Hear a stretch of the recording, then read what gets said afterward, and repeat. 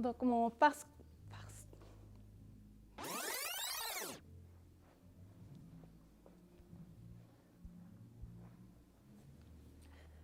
Donc, mon parcours scolaire n'a pas toujours été beau. Il y a eu beaucoup de difficultés durant mon parcours. Je me rappelle quand j'étais plus jeune, c'est pas que j'aimais pas l'école, mais je trouvais ça un peu difficile pendant longtemps. Et c'est à l'âge de 21 ans, pendant que j'étais dans une équipe de basket, il fallait que j'excellais à l'école et au basket. Donc, je parlais avec une conseillère pédagogique, puis je lui disais comment mon parcours scolaire avait été difficile. Puis elle disait, ah, mais peut-être que tu pourrais aller voir une technicienne spécialisée pour voir justement qu'est-ce qui se passait. Peut-être que j'avais un problème au niveau neurologique. Donc, j'ai été voir la dame, la psychoéducatrice, puis on a passé un petit test pour voir mes faiblesses, mes forces, ou pour voir tout simplement si j'avais de la dyslexie. Donc, quand j'ai rempli ce petit examen-là, elle a dit, ça vaut la peine d'aller voir avec un neurologue, avec un psychologue, et de faire le test pour voir si tu avais la dyslexie. Donc, effectivement, j'ai été prendre l'examen. Ça a coûté un bras, mais ça a valu la peine parce qu'après, c'est sorti, le résultat est sorti que j'avais un TDAH et la dyslexie. Donc, ça m'a aidé à comprendre toutes les difficultés que j'ai eues pendant mon parcours scolaire. Et ça n'a pas été facile, malgré que je savais toutes ces choses-là. J'avais quand même une crainte à l'intérieur de moi quand j'allais à l'école, quand je passais des cours, quand je passais des examens, de couler. Parce que des fois, je passais du temps à rester devant un examen, puis juste penser à autre chose, puis le temps filait, puis ça m'affectait. Donc, en 2018, je me suis inscrite en ébénisterie à l'École nationale du meuble et de l'ébénisterie sur Delorimier et Masson. Et j'avais un cours durant ma première session dans laquelle il fallait que je fasse un îlot. Et durant la période que ce cours se passait, c'était durant le moment où est-ce que le sabbat se ferme très tôt. Et j'ai réalisé que je n'allais pas pouvoir toujours finir mes cours à 6 heures. Parce que les cours commençaient à 4 heures, si je ne me trompe pas, et puis ça finissait à 6 heures. Et le sabbat, malheureusement, mais ça fermait plus tôt que d'habitude.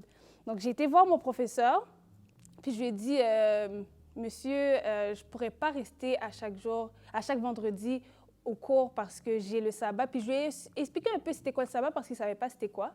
Et je lui ai dit, le sabbat, c'est presque comme les Juifs à la connaissance que j'avais j'ai essayé de lui expliquer. Je lui ai dit, c'est comme les Juifs, sauf que nous, c'est un peu différent, mais c'est le même principe. Puis il était comme, OK, il n'y a pas de problème, si tu n'as pas le choix, puis si c'est religieux, tu vas devoir quitter, c'est correct.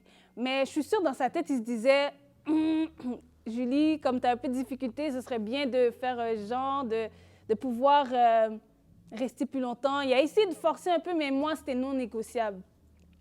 Donc, j'ai pu assister à quelques vendredis, mais après les autres vendredis, je partais 2 heures à l'avance, je partais 3 heures à l'avance, puis ça me pénalisait. Je ne suis pas juste restée là à dire « Oh, ben tant pis, je perds 2 heures ». Qu'est-ce que je faisais? C'est que les mercredis, les journées où est-ce qu'il y avait des récupérations, j'y allais, puis je m'avançais. Mais c'est comme si que je ramais, mais sans vraiment avancer au niveau des autres élèves.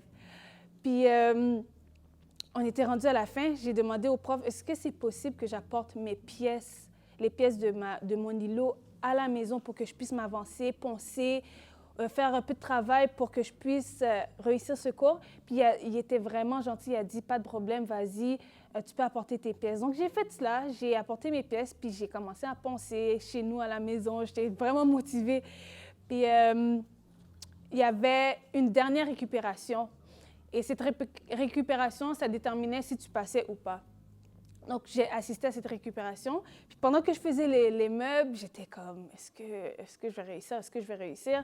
Puis dans ce moment-là, j'avais le verset « Je puis tout par celui qui me fortifie ».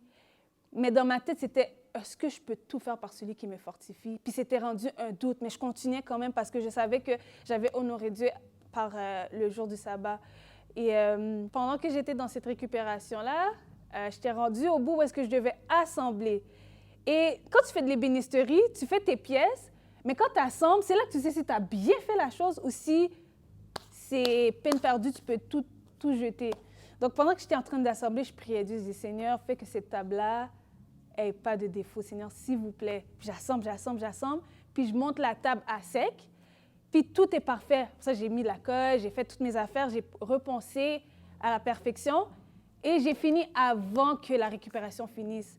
Et qu'est-ce que j'ai trouvé vraiment beau, c'est que j'ai fini avant d'autres personnes qui étaient meilleures que moi et qui ont eu plus de temps que moi. Et j'ai vraiment vu la main de Dieu travailler durant cette période-là. Et il a utilisé les choses faibles de ce monde pour démontrer sa gloire, pour faire éclater sa gloire. Et je le remercie pour ça.